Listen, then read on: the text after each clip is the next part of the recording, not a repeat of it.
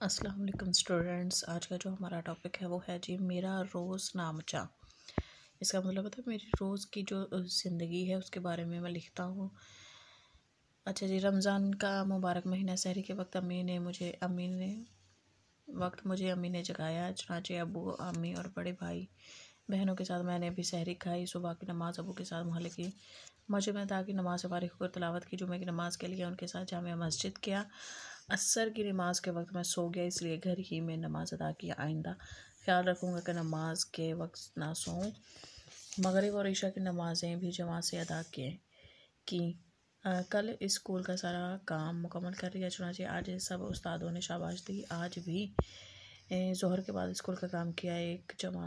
एक हम जमात जो मेरा हम मोहल्ला भी है, तबीयत ख़राब होने की वजह से आज स्कूल ना जा सके। इसकी खैरियत पूछने के लिए गया और स्कूल में जो काम हुआ था उसे बताया। वापसी पर दादी जान के घर होता हुआ आया और इस हफ्ते के लिए छोटी फूफो से इस्लामी कहानियाँ पढ़ने को लाया। आज अब्बू ने अपने एक दोस्त को इफ्तार पर बुलाया था, उनके साथ उनका बेटा भी था। मैंने उसे अपनी किताबें दिखाई। परसों की इस रोज़ा कुशाई से मैं उसे तोहफे में इस्लामी कहानियाँ ख़रीद कर दूँगा। आज एक बहुत बड़ा दिलचस्प वाक़या पेश आया। मैं ईद कार्ड लेने बाज़ार गया। 2 रुपये वाले ईद कार्ड ख़रीदा।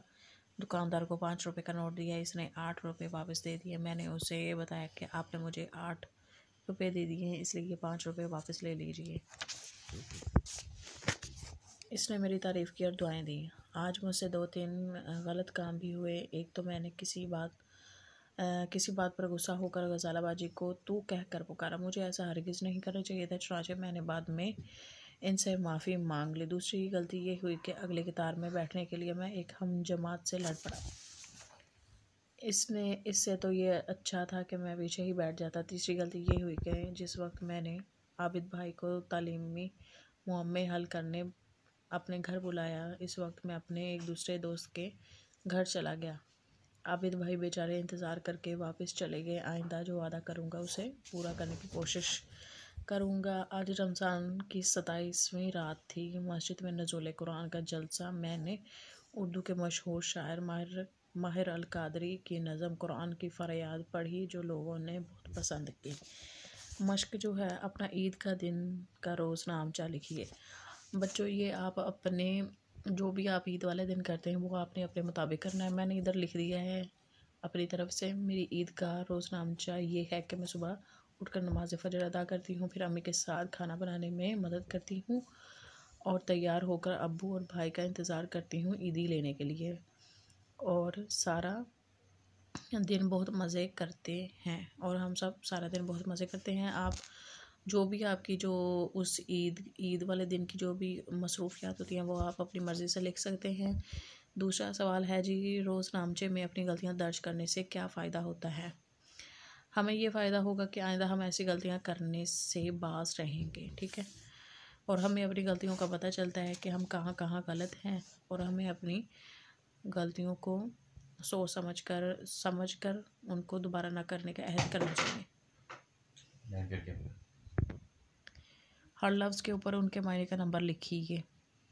अल्फाज हैं जी, इफ्तार, नज़ुल कुरान, सहरी, रोज़नामचा, रोज़ा कुशाई।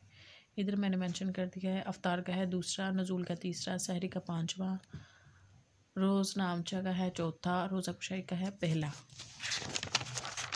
अगले पेज पे आएंगे।